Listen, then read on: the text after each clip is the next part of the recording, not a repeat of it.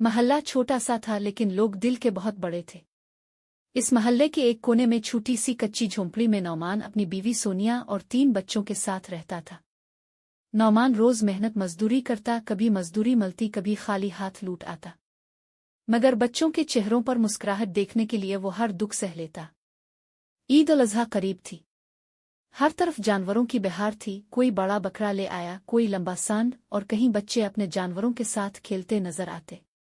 मगर नौमान के घर के बच्चे सिर्फ दूर खड़े होकर दूसरों के जानवरों को देखते हसरत से आंखों में चमक लिए। छोटा बेटा नासिर एक दिन आकर बोला, अबू हम कब बकरा लाएंगे? नौमान ने बेटे की आंखों में देखा, दिल कट गया। धीमे लहजे में बोला, बेटा दुआ करो अल्लाह कोई सबील निकाले। नासिर खामोश हो गया, मगर उसकी आंखों में वो सवाल बाकी रहा। ईद से सिर्फ 3 दिन पहले नौमान काम पर गया। सारा दिन मजदूरी ढूंढता रहा लेकिन किस्मत जैसे रूठ गई थी। शाम को थका हारा दिल बुझाया घर लूटा। दरवाजे पर सोनिया बैठी थी, चेहरे पर परेशानी थी। बच्चों ने आज भी कुछ नहीं खाया, कुछ भी नहीं है घर में। नौमान की आंखें नम हो गईं। वो चुपचाप अंदर गया, मुसल्ला पर बैठा और अल्लाह के हुजूर हाथ उठा दिए। अल्लाह मैं तेरा बंदा हूँ, मेरे बच्चों के नसीब बेहतर फरमा, उनकी ईद खुशियों वाली बना। रात के वक्त महल्ले की मस्जिद के इमाम साहिब दरवाजे पर आए। हाथ में एक लिफाफा था। नौमान भाई, एक साहिब ने खुफिया सदका दिया है, कहा है कि इसे किसी जरूरतमंद को दे दो, अल्लाह ने तुम्हारा वसीला बनाया।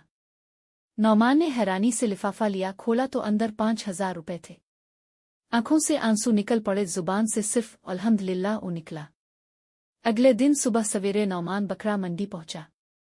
सब जानवर बहुत महंगे थे, लेकिन एक छोटा सा दाबिला पतला बकरा एक कोने में बंधा हुआ था। मालिक ने कहा, ये कमजोर है, कोई नहीं लेता, अगर लेना है तो 4000 में दे देता हूं। नौमान ने फौरन पैसे निकाले और बकरा खरीद लिया। वो घर वापस आया तो बच्चों की खुशी दीदनी थी।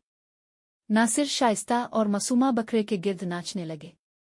अबू हमारा बकरा। अल्लाह ने सुन ली। ईद के दिन नौमान ने बकरे की कुर्बानी की।